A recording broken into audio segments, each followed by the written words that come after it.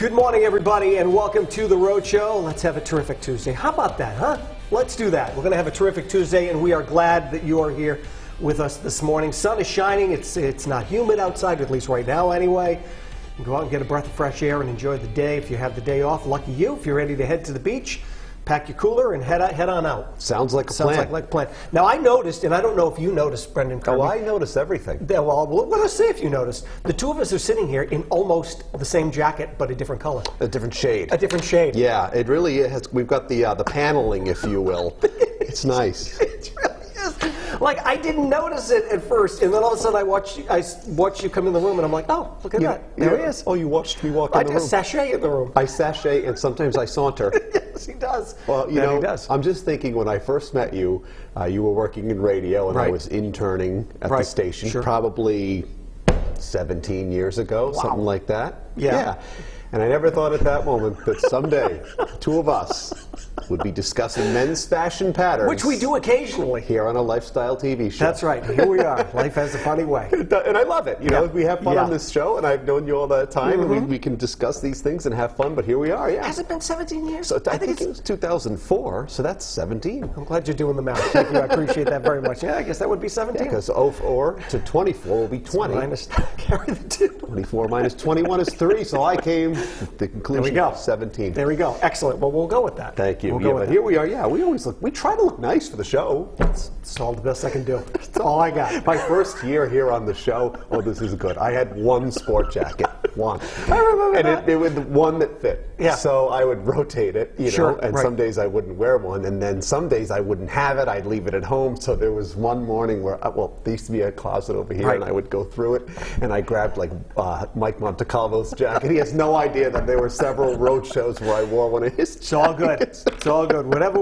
works. Whatever works. Hey, Mike. Yep. Well, we're glad you're here with us this morning. Let's get to it. The weekend's hit song, Blinding Lights, has just hit its 88th week on the Billboard Hot 100, breaking a new record on the pop charts. Now, the Sun, which debuted back in December. I think that means the song. The song. That's exactly right. The song, which debuted, I think it said Sun. I don't know why I'm reading that. The song, which debuted back in December of 2019 at number 11, currently ranks at number 18.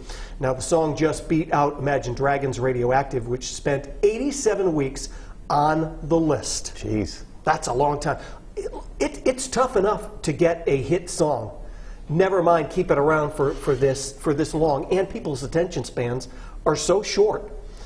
That, what? Exactly. Right. That after a while people get bored and they move on, but not with this they haven't. No, they really haven't, and it's a testament to the staying power of his talent. And I remember we saw the footage. I think that was him Super Bowl halftime. Yeah. And I remember everyone had a problem with that because everyone's got a problem with everything. I thought that performance was fine, and it's a good song, and that's really nice. Yeah, there was one, I think it may have been the Grammys that he did on top of one of the buildings, and they had helicopters circling and everything else. I thought it was really cool the way they put it together, and it may have been for that song. Yeah, really cool. Yep. Well, if you are a gamer, and you were asking me earlier, I liked video games up till about age like 16. Right. But I wish I had stuck with it because people make money. Me too. Playing video games. Me too. But if you are, it turns out your favorite hobby is virtually exercise. In addition to potentially making you a lot of money, right? A new study shows that 2 hours of gameplay burned about 420 calories in men and 472 calories in women. Have been reported by Daily Mail, so it's an average of about 200 calories per hour. So when you think about, like, look at the dude sitting there. I don't understand how that's burning calories, but I like it. Yeah, I mean, I sit here every day. He looks like a DJ. We sit here every day, and I don't think we're burning calories. What games did you play when you would play video? And what machine? What console? What did you machine? Use? What the machine? We're combined 1,000 years old, ladies and gentlemen. Well, my brother and I had the original Nintendo. Okay. And then we had Super Nintendo. Then we had Nintendo 64 and PlayStation. That's about where I bowed out. Okay. Around PlayStation, mid-90s, 96, 97. We loved the NBA games, Madden, stuff like that. Yeah. And Madden is still crushing it. It is. Yeah, for you. For me, because I'm older than you, it was the original Atari that I had. I got it at Child World on Newport Avenue. I walked up there because my folks were like, no, we're not buying it for you. So I was stubborn, as I am today, and got what I wanted. And I saved money and marched myself up to Child World. Bought the thing, put it in, hooked it up, played the video games for a little while, and then you know what? Let me guess. You lost interest. I did. I did. You know, the thrill was kind of gone after I actually had it. It was more of the chase of it all. But there's something to be said for that. Then we went out and bought the Wii for the kids, which secretly I wanted, and they used it for a little while. And then I got Xbox, which for the kids, which I also secretly wanted. and then I got kind of got bored with both of them. What else have you purchased for the kids that you secretly wanted? Dude, that list goes on and on and on. You don't even want to know. But that's really some remarkable, those are some remarkable statistics that you can burn calories just sitting there playing. And I wish I could still was like into video games. Yeah. I can't drive the thing, and there's so many buttons, I'm not sure which one I'm hitting. With the original Nintendo, it was the A and the B button. Right. Start and select in a directional pad. Right, yeah. Now there's just buttons everywhere. I was good with Pong.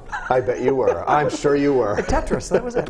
All right, fitness chain Orange Theory is really committing to the Free Britney movement. As you and I have. As we have as well, right, handing out free classes to anyone named Britney. That's right. This after Britney Spears' father, Jamie Spears, agreed to step down as the singer's conservator. Now, amid her year-long battle for freedom and control over her money. Freedom! From Monday through Friday, anyone with the same name as the singer gets a free class at participating fitness studios. Coaches are also putting together Britney Spears' theme soundtrack to workouts all week. Now, your favorite Britney Spears song is? Hang on. Wait, I need to be on camera for this. Okay, ask me again. Brendan Kirby, what is your favorite Britney Spears song? Toxic. It is. It's very catchy. Now, do you have to spell Britney the same way as her? Because there are variations of the spelling. I'm not getting into that. All right, well, we have to look into that because it's a fun idea. Right. I think if you're going to do it, you got to stick to it. It's got to be the same spelling. It's got to be the same spelling. Well, I don't know. It's up to the folks at Orange Theory. Well, I'm just saying. But there are many different spellings. That's right. Well, all right.